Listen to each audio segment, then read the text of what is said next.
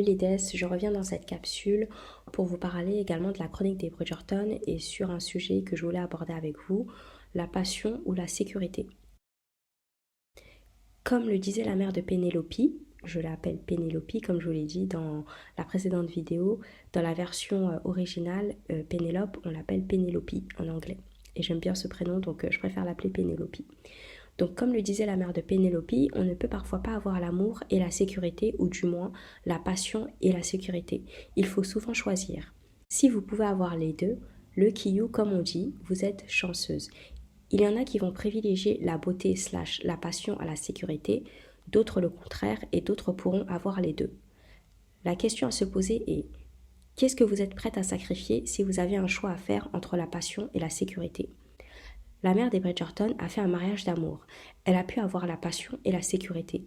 La mère des Featherington, je pense qu'elle avait choisi la sécurité. Si la sécurité financière pouvait se transformer en humain, je suis persuadée qu'elle s'incarnerait en la personne de la mère de Pénélope. Plus calculatrice il n'y a pas. Elle a aucune pitié, même pour Pénélope qui est sa fille pourtant. Quand elle lui a dit d'emblée qu'elle pensait que sa fille finirait vieille fille lors de sa 3e saison. Daphné et Kate ont pu avoir les deux, la passion et la sécurité.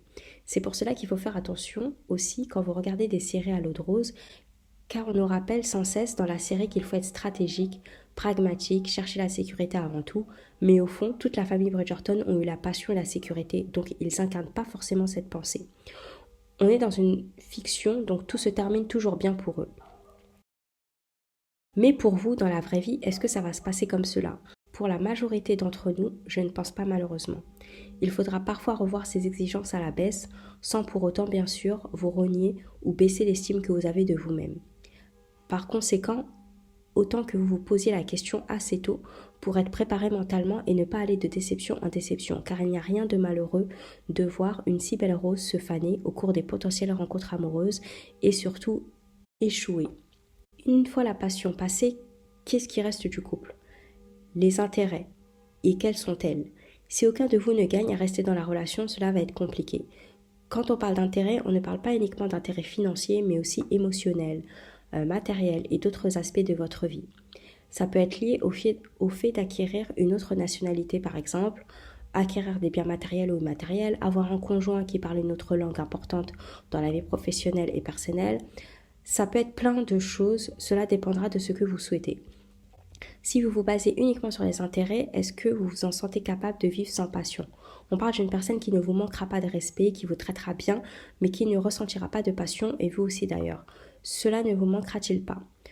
Autant de questions que vous devez vous poser, et surtout par rapport au contexte dans lequel vous vous situez, le pays, la culture et votre propre situation personnelle, etc.